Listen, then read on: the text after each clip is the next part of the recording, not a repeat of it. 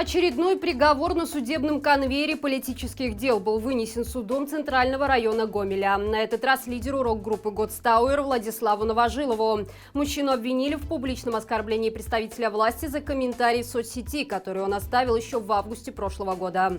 Музыкант написал фразу «Этот соловей крайне глупый Боров» под видеороликом со встречи председателя облисполкома Геннадия Соловья с гражданами по итогам так называемых выборов. Видимо, судья Сергей Карманович настолько перетрудился на бесконечном конвейере однотипных дел об униженных и оскорбленных чиновниках и силовиках, что при рассмотрении дела Новожилова решил отбросить процессуальные условности. На последнее заседание он явился без мантии и предложил устроить прения, хотя накануне они уже состоялись. Прокурор Татьяна Гаркуша напомнила псевдослужителю Фемида об этом и запросила для музыканта 3 года ограничения свободы с направлением в исправительное учреждение.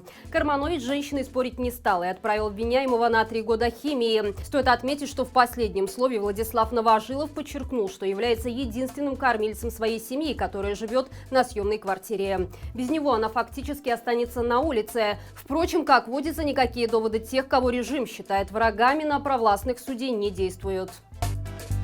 Светлана Тихановская заявила, что в Беларуси изучают идею сделки по переводу под домашний арест многих политзаключенных, среди которых журналисты. И делается все это для того, чтобы Запад пошел на уступки и снизил давление. Косвенным подтверждением того, что режим настолько напуган санкциями, что готов прямо сейчас пустить пыль в глаза и якобы ослабить хватку, является заявление российского посла Евгения Лукьянова о возможном помиловании Софии Сапеги. В связи с этим народный лидер Беларуси призвала западных чиновников не играть в грязные игры террористического режима, захватившего власть в Беларуси, и не идти ни на какие уступки до тех пор, пока нелегитимно не выполнит все требования гражданского общества страны, такие как освобождение всех политзаключенных, переговоры с оппозицией и проведение новых свободных выборов. По ее словам, торговля политзаключенными не поможет режиму избежать колоссального давления. На Западе все понимают и не намерены отступать.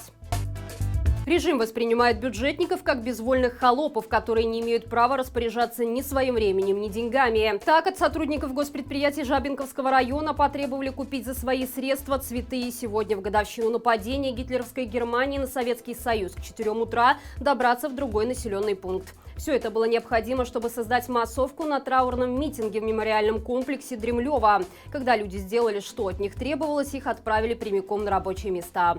Важно отметить, что деревня Дремлева была сожжена во время оккупации в 1942 году. Тогда погибли около 200 ее жителей.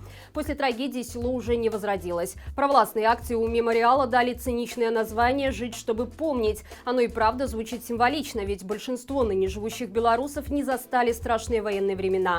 Зато прекрасно помнят, как глубоко озабоченные историей слуги режима устроили фактически геноцид собственного народа. Очевидно, именно по этой причине немногие согласились отправиться на показушный фарс, который чиновники Лукашенко продолжают разыгрывать из трагедии народа.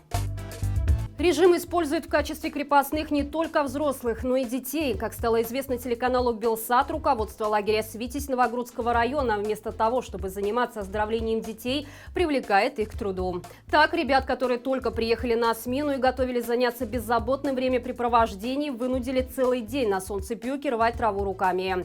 Все это для того, чтобы лагерь смог пройти проверку областной санстанции. Как оказалось, учреждения просто не набрали штат дворников, ведь зачем переплачивать, когда можно задействовать бесплатный труд. Рассказывая родителям о случившемся, дети плакали и просили забрать их домой. Взрослые, в свою очередь, теперь намерены лично встретиться с санстанцией и наказать виновных. Стоит отметить, что использование детского труда в нашей стране – обычная практика.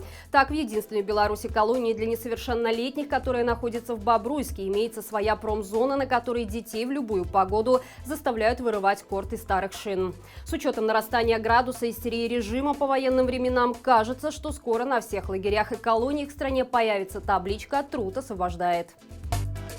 Еще один иностранный телеканал прекращает вещание в Беларуси. Речь идет про RTVI.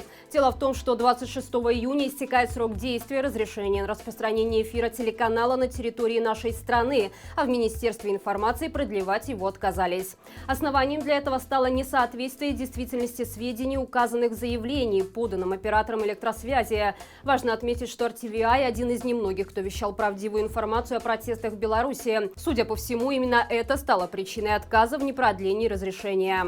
Напомним, что ранее в нашей стране было прекращено действие разрешений для 10 иностранных телевизионных СМИ. 3 из них планируют вернуть в сетку вещания, а вот остальные пока остаются под вопросом.